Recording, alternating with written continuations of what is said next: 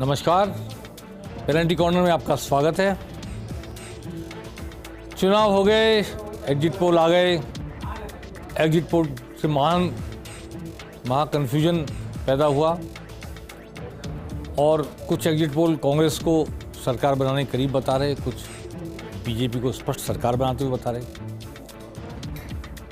कल मुख्यमंत्री अशोक गहलोत ने राज्यपाल से कलराज मिश्र से मुलाकात की थी। वैसे तो कहा गया शिष्टाचार मुलाकात, लेकिन नेचुरली एक मुख्यमंत्री जो चुनाव मैदान में है, वो जब नतीजे आने से पहले मिल रहा है, राज्यपाल से क्या बात की होगी।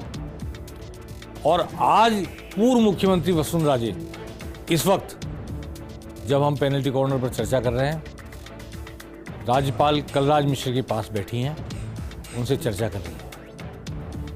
2 बार मुख्यमंत्री रही वसुंधरा राजे, जिनके बारे में ये बार बार कहा जा रहा था कि मुख्यमंत्री का फेस नहीं है, मुख्यमंत्री का फेस नहीं है बीजेपी से, वो आज गई हैं और उन्होंने पहले भारती भवन जाकर निम्बाराम जी से मुलाकात की और बाद में वहाँ से बातचीत के बाद राजभवन गई हैं और कलराज मिश्र से मुलाकात कर रही है। दोनों तरफ से ये सक्रियता शुरू हो गई है कि कौन कौन निर्दलीय जीत कर आ सकते हैं। जो निर्दलीय जीत कर आ सकते हैं, उन निर्दलियों के लिए ये कोशिश हो रही है कि कैसे ही जीतते ही उन्हें अपने संपर्क में लिया जाए, उठा के लिया जाए और शायद उनकी बाड़ेबंदी हो जाएगी कांग्रेस बीजेपी दोनों तरफ। ऐसा मेरा अनुमान है। हो सकता है कांग्रेस अपने जीते हुए विधायकों को राजस्थान से बाहर कर्नाटक ले जाए। छत्तीसगढ़ के बारे में भी ऐसा सुना है कि वहां ऐसा फैसला हो गया है। तो दोनों पार्टियों के दोनों नेता, हालांकि वसुंधरा राजे को ये नहीं कह सकते कि वो मुख्यमंत्री की दावेदार है। अशोक गहलोत जरूर मुख्यमंत्री हैं भी और दावेदार भी हैं, लेकिन वसुंधरा राजे ने अपने इनिशिएटिव पर अपनी पार्टी के लिहाज से कई निर्दलीयों से संपर्क किया है। खासतौर पर जीवाराम चौधरी सांचौर से जो निर्दलीय चुनाव लड़ रहे हैं, सांसद देवजी भाई पटेल के खिलाफ, उन्हें उनके जन्मदिन की बधाई दी आज टेलीफोन पर। और कई विधायकों से, कई होने वाले विधायकों से, संभावित विधायकों से वसुंधरा राजे ने भी संपर्क किया और कांग्रेस की ओर से भी संपर्क किया गया है उन लोगों के द्वारा जो अशोक गहलोत की तरफ से अग्रिम दस्ते में माने जाते हैं। लेकिन चूंकि जब तक मतगणना नहीं हुई थी, नतीजा सामने नहीं आया था, नतीजा आने के बाद भी जीते हुए प्रत्याशी को सर्टिफिकेट दिया था जीतने का, उसी की वैलिडिटी है, उसी को दिखाकर विधानसभा में आपको माना जाता है कि आप विधायक हो। इसलिए सर्टिफिकेट मिलने तक उनको खुला छोड़ना, मतगणना कराने तक और उसके बाद सर्टिफिकेट लेने तक, ये दोनों राजनीतिक दलों की मजबूरी है। लेकिन कई बार हमने ऐसा देखा है, हेलीकॉप्टर तक तैयार रहते हैं उठा करके विधायक को, निर्दलीय को जीतते ही। और एक बार तो भैरव सिंह जी जब 93 सीट आई थी, सवा मंगलाराम कोहली को कालीचरण सराफ और राजपाल सिंह घर से उठा लाए बिना चप्पल पहने। ऐसे शशि दत्ता 17% वोटों से जीत गई थी, वो आ गई। गुरजंट सिंह को लेकर आए, प्रकाश सिंह बादल चलकर आए पंजाब से, उनको लेकर आए। मेरी आंखों से देखे दृश्य वो। तो ये खेल होगा अब, अगर वैसे ही नतीजा आए जैसा एग्जिट पोल बयान कर रहे हैं। लेकिन कुछ एग्जिट पोल बीजेपी को जीता हुआ बता रहे हैं, स्पष्ट जीता हुआ बता रहे हैं। इसलिए आज ये कहना उचित भी नहीं है, संभव भी नहीं है कि कौन सा एग्जिट पोल सही है, कौन सा एग्जिट पोल गलत है, कौन सा एग्जिट पोल करीब है सच्चाई के। ये 3 तारीख को पता लगेगा। लेकिन वहाँ महा कन्फ्यूजन है, इस पर मैं आज चर्चा करूँगा पेनल्टी कॉर्नर में कि वहाँ कन्फ्यूजन क्यों है। पहले ये बता दूँ कि अशोक गहलोत ने आज पार्टी के कई ऐसे प्रत्याशियों से बात की जो जीत सकते हैं या जिनको कोई गिले शिकवे रह गए चुनाव में। सीताराम अग्रवाल, ममता भूपेश और अमीन कागजी, रघु शर्मा भी मिले आज और कई लोगों ने अपनी बातचीत की। अर्चना शर्मा भी मिली। जो चुनाव अभियान में कमी रह गई, किसी की तरफ से सहयोग नहीं मिला, उसके गिले शिकवे भी सामने आए। प्रधानमंत्री के रोड शो का क्या इम्पैक्ट रहा, उस पर भी चर्चा हुई। और ये भी चर्चा हुई कि हिंदुत्व का मुद्दा कितना उठा और किस हद तक गया, इस पर भी बातचीत हुई। अब ये सी बातें आज और कल तक होती रहेंगी, लेकिन मुख्यमंत्री ने सबको ये कहा कि जाओ मतगणना की तैयारी करो। मतगणना के लिए गंभीर और मजबूत कार्यकर्ताओं को सामने रखो, क्योंकि मतगणना में इस टाई फंसी हुई है। इस टाई में एक एक वोट की कीमत है। वोट कैसे रिजेक्ट होगा, कैसे सेलेक्ट होगा, कैसे सही माना जाएगा, डाक के मतपत्रों की गिनती वगैरह वगैरह तमाम बातों पर ध्यान देने के निर्देश दिए मुख्यमंत्री ने आज। ऐसे निर्देश बीजेपी में तो दिए ही गए होंगे। बीजेपी ज़्यादा संगठित, वेल ऑर्गेनाइज पार्टी है और वहाँ सब कुछ बातों का प्रशिक्षण ऑफिशियली दिया जाता है, इसलिए वहाँ भी ऐसा रहा होगा। विधायकों की बाड़ेबंदी की तैयारी की बात तो परसों ही सामने आएगी। आज मैं इस बात पे चर्चा करना चाहता हूँ कि ये जो एग्जिट पोल आए हैं, बहुत सारे लोगों ने मेरे से चर्चा की और जगह जगह चर्चा हो रही है कि 20 का अंतर क्यों। 86 एक बता रहा है कांग्रेस को मिनिमम और मैक्सिमम बता रहा है 106। 20 का अंतर, ये भी कोई एग्जिट पोल होता है? बीजेपी को भी 80 या 100। दरअसल वो 20 सीटें ऐसी हैं जो बीजेपी को भी जा सकती है, कांग्रेस को भी जा सकती है। इसलिए 20 का अंतर यहाँ भी है, 20 का अंतर वहाँ भी है। पता नहीं इसको चल जाए, पता नहीं इसको चल जाए। तो एग्जिट पोल नहीं हो पाएगा इस वजह से, ये मैं कहना चाहता हूँ। और एक वीडियो वायरल हो रहा है बहुत ज़बरदस्त, देश के मीडिया के टॉप के 2-4 लोग बैठे हुए हैं और एग्जिट पोल करने वाली एक संस्थान का प्रमुख भी बैठा हुआ है। मैं उसको ऑन नहीं करना चाहता, लेकिन उसमें बातचीत में आ रहा है कि महा कन्फ्यूजन है और वो चिंता जाहिर कर रहे हैं कि ज़मीन पर धरातल पे कुछ और देखा गया और एग्जिट पोल के नतीजे कुछ और आ रहे हैं। ऐसा नहीं हो हमको गाली पड़े, लोकसभा चुनाव सामने, उसकी चिंता कर रहे हैं। हमारी विश्वसनीयता खत्म हो जाएगी। और जो आंकड़े आए हैं, जिसने सर्वे किया उसने कहा कि हमने तो जो आया है आंकड़ा वो पेश कर दिया आपको। अभी कन्फ्यूजिंग है तो है, कन्फ्यूजन ही कन्फ्यूजन है। तीनों मान रहे, बड़े लोग हैं, बहुत बड़े लोग। ये कन्फ्यूजन क्यों निकल के आता है, इसके कुछ उदाहरण पेश करता हूं मैं आपको। सबसे पहले 2 ऐसी सीटों की बात करना चाहता हूं जो पूरी तरह हिंदू मुस्लिम हुई है। पूरी तरह का मतलब पूरी तरह कह रहा हूं मैं आपको। एक पोखरण है, पोखरण की पोलिंग परसेंटेज है 87.79%। महेंद्र प्रतापपुरी बीजेपी के प्रत्याशी पिछली बार भी थे, थोड़े से वोट से हार गए थे शाले मोहम्मद से, कांग्रेस के प्रत्याशी से। दोनों फिर आमने सामने हैं। पिछली बार मुस्लिम समुदाय ने जमकर वोटिंग की थी, हिंदू समुदाय कुछ चूक गया था। इस बार दोनों ने एक दूसरे के खिलाफ जमकर वोटिंग की, कहीं कोई चूक ना रह जाए, कहीं कोई कसर ना रह जाए, इसलिए 87% से ऊपर वोटिंग हुई है। अब इस पोलिंग बूथ पर पोलिंग सीट पर कोई भी एग्जिट पोल लेने जाएगा, वो कन्फ्यूजन क्रिएट होगा ही होगा। उसे जितनी तादाद में मुस्लिम वोट देते मिलेंगे उतनी तादाद में हिंदू मिलेंगे। हिंदू भी पार्टी के वोट अलग हैं, लेकिन कमिटेड वोट, हिंदुत्व के वोट। अब किस समुदाय के लोगों ने ज़्यादा वोट दिए और कमिटेड होकर वोट दिए अपने समुदाय के प्रति, ये नहीं खोजा जा सकता। दूसरी सीट है तिजारा। महेंद्र बालकनाथ हैं बीजेपी के प्रत्याशी, सांसद हैं, और सामने इमरान है। इमरान के भी बहुत सारे काम हैं जो लोगों में परिचित है। वहाँ पर कांग्रेस का ट्रेडिशनल वोट भी रहा है। वहाँ वोट पोलिंग हुई है 86.11%। आप अंदाज लगाइए किस लेवल पर जाकर पोलिंग हुई है।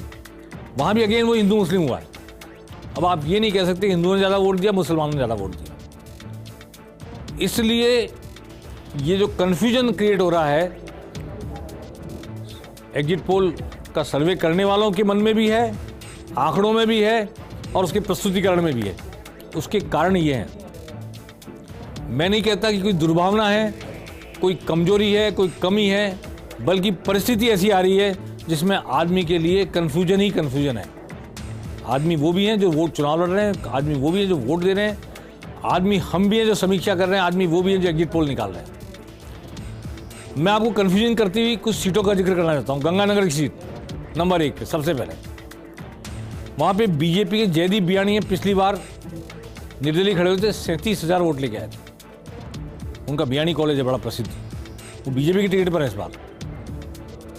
और शुरू में माना जा रहा था कि वो तो बहुत अच्छी स्थिति में, हालांकि महेश पेड़ीवाल बीजेपी के पास एक अच्छा विकल्प उपलब्ध थे, अच्छे समाज सेवी, लेकिन साधन संपन्न होने के कारण शायद बीजेपी जयदीप बियाणी की तरफ गई होगी। पिछली बार 37,000 वोट लाए, इंडिपेंडेंट इसलिए भी गई होगी। तो सामने कांग्रेस ने अंकुर मिगलानी को टिकट दे दिया, कांग्रेस के अध्यक्ष, अरोड़ा समाज के अध्यक्ष रहे हुए, और राधेश्याम गंगानगर कई बार एमएलए रहे, वो अरोड़ा है। उनकी बेटी ने खुलकर साथ दिया अंकुर मिगलानी का। तो अरोड़ा वहां पर 70-80 हज़ार वोट है। अब कन्फ्यूजन हो गया। जयदीप बियाणी 30,000 35,000 वोट पहले लेके आए इंडिपेंडेंट, बीजेपी का ट्रेडिशनल वोटर भी वहाँ है उनके साथ, और अंकुर मिगलानी आ गए कांग्रेस से। परंतु उसी वक्त नगर परिषद अध्यक्ष रही करुणा चांडक जी के और जयदीप बियानी के 36 का आंकड़ा हो रखा है इस वक्त, तो करुणा चांडक मैदान में आ गई और उन्होंने त्रिकोण बना दिया। और फिर डॉक्टर हरी रहेजा आम आदमी पार्टी से आ गए। वो चतुष्कोण बना पा रहे नहीं बना पा रहे अभी हम कहने की स्थिति में नहीं, लेकिन आम आदमी पार्टी को वहाँ राहत हो सकती है काफ़ी, क्योंकि पंजाब से लगा हुआ इलाका है, गंगानगर सीमा लगती हुई है, पंजाब की हवा बहते हुए इधर भी आ सकती है, तो वो चतुष्कोणी भी हो सकता है। तो उस सीट को कैसे कहेंगे कि बीजेपी को जाएगी कांग्रेस जाएगी, उन 20 सीटों में है। ऐसे ही मैं दाता रामगढ़ में आना चाहता हूँ। 10 बार में से 8 बार चौधरी नारायण सिंह का परिवार जीते, 7 बार चौधरी नारायण सिंह खुद जीते कांग्रेस के टिकट पे, 1 बार सिटिंग एमएलए है वीरेंद्र चौधरी उनके बेटे, 1 बार सीपीएम जीती, अमराराम जीते, अमराराम फिर चुनाव लड़ रहे हैं, 1 बार अजय चौटाला जीते, अजय चौटाला की पार्टी जेजेपी से सिटिंग एमएलए वीरेंद्र चौधरी की पत्नी जिला प्रमुख रही हुई रीटा चौधरी मैदान में। अब जब तक एग्जिट पोल इस बात की कैलकुलेशन नहीं करेगा, नारायण सिंह का पुत्र, नारायण सिंह जी की पुत्रवधू दोनों आमने सामने हैं, और अजय चौटाला जो 1 बार एमएलए रहे उनकी पार्टी से है, सीपीएम का 1 बार एमएलए रहा व्यक्ति अमराराम भी मैदान में है, तो चतुष्कोणीय संघर्ष हो रहा है। इसमें कौन जीत कर आ जाएगा, कौन किसके वोट काटेगा, क्योंकि बीजेपी ने फिर कुमावत काट कर चला है, पर हरीश कुमावत इस दुनिया में नहीं रहे। एक छोटा कम नोन वेल नोन नहीं है चेहरा, उसको उन्होंने गजानन कुमावत को दिया है, लेकिन कहीं चौधरियों के बीच में other than Chaudhary caste polarise हो तो नहीं रही है, और कुमावत कोई बड़ा चर्चित चेहरा नहीं होते हुए भी कहीं ऐसा ना हो कि 10 साल से लगातार चौधरी जीतते आ रहे उस सीट पर, 2 बार से जो प्रयोग असफल था कुमावत को जिताने का, इस बार हो सकता है सफल। इसका एग्जिट पोल में कोई जिक्र आना संभव ही नहीं है कि जातीय आधार पर पोलराइजेशन होता है। मैं फतेहपुर शेखावाटी सीट पर गया था देखने, तो हाकिम अली जो वहाँ पर सिटिंग एमएलए कांग्रेस के लड़ रहे हैं चुनाव, श्रवण कुमार बीजेपी के सीएलसी चलाते हैं, और नंद किशोर मेहरिया पूर्व में 1 बार विधायक रह चुके निर्दलीय, वो जेजेपी के टिकट पर। वहाँ भी यही है कि हाकिम अली को कौन हरा सकता है, वोट उसके पास पोलराइज हो जाएगा। श्रवण कुमार और नंद किशोर मेहरिया के बीच वोट बांटकर हम हाकिम अली या कांग्रेस की जीत का रास्ता नहीं खोलना चाहते, ऐसा वहाँ के जाटों में, हिंदुओं में बात चल रही थी। अब आखिरी दिन क्या वोट पोलराइज हो पाया हाकिम अली के खिलाफ किसी एक कैंडिडेट के लिए, ये आखिरी दिन एग्जिट पोल के बाद कैसे ये नतीजा निकाला जा सकता है, कह नहीं सकते। ऐसी बहुत सारी सीटें मैं आपसे जिक्र करना चाहता हूँ। बानसूर एक सीट पर आते हैं। शकुंतला रावत उद्योग मंत्री राजस्थान की इस वक्त कांग्रेस की उम्मीदवार है, फिर एक बार। इस बार देवी सिंह भाटी बीजेपी के उम्मीदवार हैं, पिछली बार बगावत करके लड़े थे और 47,000 वोट आए थे उनको, वो इस बार बीजेपी के प्रत्याशी हैं। कायदे से तो निर्दलीय 47,000 वोट लाने वाला आदमी बड़ा आदमी माना जाता है, लेकिन महेंद्र यादव जिन्हें पिछली बार बीजेपी ने प्रत्याशी बनाया था, जो बाबा रामदेव के काफ़ी करीबी हैं, इस बार बिल्कुल निष्क्रिय रहे, और यादव वोट बीजेपी को पड़े थे पिछली बार। वो मुकेश यादव जो बीएसपी के टिकट पर आए, मायावती भी वहाँ आई, उनको पड़ गए। तो फिर और आज़ाद समाज पार्टी से रोहिताश शर्मा, पूर्व मंत्री, यातायात मंत्री, भाजपा से निष्कासित वसुंधरा के बेहद करीबी, और किसी वक्त मनोहर सिंह शेखावत की सरकार को बनाने वाले में से एक, इस वक्त आज़ाद समाज पार्टी से हैं, जो चंद्रशेखर आज़ाद की पार्टी है, काशीराम, और जय भीम के नारे के साथ वो प्रचार करने आए थे। तो बीएसपी के साथ गए जय भीम के वोट, या रोहिताश के साथ गए ब्राह्मण वोटों के साथ, ये 4 लोग सामने आ गए, तो फिर कन्फ्यूजन क्रिएट हो गया। अब कैसे एग्जिट पोल वाला नतीजा निकाले, कैसे राजनीतिक पर्यवेक्षक या परीक्षण करने वाला समीक्षक कोई नतीजा निकाल के बता सकता है। ब्यावर की सीट, ब्यावर जी ने शंकर सिंह रावत 3 बार से एमएलए 15 साल से लगातार जीत रहे। इस बार कांग्रेस ने फिर पारस पंच को टिकट दिया, जो पिछली बार लड़क थे, पारसमल जैन जिनको कहते हैं, पारस पंच नाम है। लेकिन महेंद्र रावत पिछले चुनाव में मेरे ख्याल 30-40,000 वोट लेके आए थे। शंकर सिंह रावत के विरोधी फिर खड़े हुए हैं।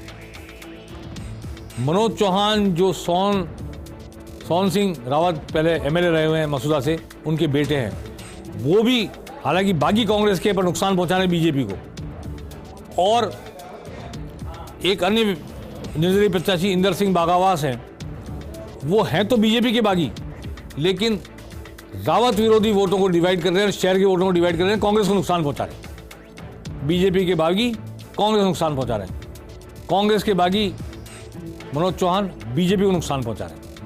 इसलिए nobody can calculate, nobody can assess, कोई असेसमेंट नहीं कर सकता क्या होगा नतीजा, कौन किसको कितना काट लेगा, कितना मार लेगा। पुष्कर की सीट की बात कर रहा था, नसीम अख्तर इंसाफ फिर लड़ रही हैं, पहले मंत्री रह चुकी है, शिक्षा राज्य मंत्री। डॉक्टर सी गोपाल बायती कभी पुष्कर से एमएलए थे कांग्रेस के, 2 बार उनको अजमेर उत्तर से टिकट दिया, लेकिन वहाँ सिंधी सीट एक तरह से मानी जाती है, इसलिए नहीं जीत पाए। अब वो निर्दलीय लड़ पड़े हैं, बहुत करीबी हैं अशोक गहलोत के, गांधीवादी माने जाते हैं। उनके लड़ने का किसको फायदा है? आमतौर पर मानेंगे कांग्रेस की बगावत हो गई, लेकिन नसीम अख्तर इंसाफ के पास इतने मुस्लिम वोट हैं कि ट्रेंगुलर फाइट में जीत के आ सकती हैं। तो क्या डॉक्टर सी गोपाल बायती खुद जीतेंगे या नसीम अख्तर इंसाफ की जीत का रास्ता क्रिएट बनाएंगे? अशोक रावत वहाँ और लड़ रहे, जो बीजेपी के बागी हैं, सुरेश रावत जो 3 बार से एमएलए है, उनको काट रहे हैं। ऐसी स्थिति में रास्ता किसके लिए बन रहा है? सबसे बड़ी बात यह है कि मुस्लिम कैंडिडेट है कांग्रेस की, और डॉक्टर सी गोपाल बायती, सुरेश रावत, अशोक रावत के खड़े हो जाने से चतुष्कोणीय या त्रिकोणीय जो मुकाबला हो रहा है उसमें हिंदू मुस्लिम नहीं हो सकता, हिंदू वोट कंसोलिडेट नहीं हो सकते, ध्रुवीकरण नहीं हो सकता। इसका फायदा किसी अंदाज लगाइए, कांग्रेस का बागी कांग्रेस को मदद पहुंचा रहा है। ऐसी बहुत सारी सीटों का मैं आपसे जिक्र कर सकता हूं, पूर्व मैंने कई बार जिक्र किया है। आप मसूदा सीट को ले लीजिए, मसूदा सीट पर जो आरएलपी के प्रत्याशी उतरे कांग्रेस के बागी होकर के, सचिन सांकला, जो एक बीजेपी के बागी हैं, रावत हैं, और बीजेपी के प्रत्याशी जो पहले किसी और को टिकट दिया गया, आखिर में बदला गया, उनको रात 3 बजे जगा कर टिकट दिया गया, वो मुख्य धारा में आ गए, मुख्य लड़ाई में आ गए, और राकेश पारीख सिटिंग एमएलए। अब वहाँ पर कह नहीं सकते कि वैश्य वर्ग सचिन सांकला के साथ एकजुट हुआ है या नहीं हुआ है। नहीं हुआ है तो फिर वैश्य वर्ग बीजेपी के साथ है।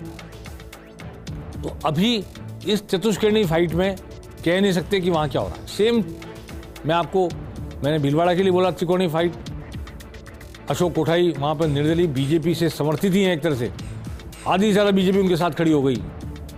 2 पूर्व जिलाध्यक्ष, पूर्व यूआईटी चेयरमैन, पूर्व सभापति और विश्व हिंदू परिषद वगैरह सब अशोक कोठारी के साथ। अब वहाँ पर त्रिकोण संघर्ष हो गया, कोई नहीं कह सकता अशोक कोठारी जीत रहे हैं या बीजेपी जीत रही है, या कहीं ऐसा नहीं कि बीजेपी वर्टिकली डिवाइड हो तो कांग्रेस के ओम नारायण वाल जीत के आ जाए। यही स्थिति चंद्रभान आख्या को लेकर चित्तौड़गढ़ में है, जो बीजेपी के सिटिंग एमएलए हैं, उनका टिकट काट दिया गया। नरपत सिंह राजवी पहले एमएलए रह चुके थे, उनको विद्यानगर से टिकट काट के चित्तौड़गढ़ भेजा गया। वो काफ़ी दिन बाद गए टिकट मिलने के वहाँ पर प्रचार करने, और चंद्रभान आख्या ने बड़ी ज़बरदस्त चुनाव लड़ा है, बड़ा ज़बरदस्त इसको कह सकते हैं। तो चंद्रभान आख्या खुद जीत जाएंगे या बीजेपी के वोट डिवाइड करके कांग्रेस के प्रत्याशी की जीत का रास्ता बनाएंगे, कह नहीं सकते। कैलाश मेघवाल विधानसभा अध्यक्ष रह चुके, केंद्रीय मंत्री रह चुके, वो शाहपुरा से त्रिकोण बना रहे हैं, और शाहपुरा में जैसी हवा है, लोग कहते हैं कि उनका मुकाबला करना आसान नहीं दोनों पार्टियों के लिए, ऐसी बात कह रहे हैं। तो मैं ये कहना चाहता हूँ कि ऐसी बहुत सारी सीटें हैं। अभी वीरेंद्र बेनीवाल को बुलाकर लूणकरण से, जो निर्दलीय चुनाव लड़े थे, अशोक गहलोत की तरफ से बातचीत की जा रही है।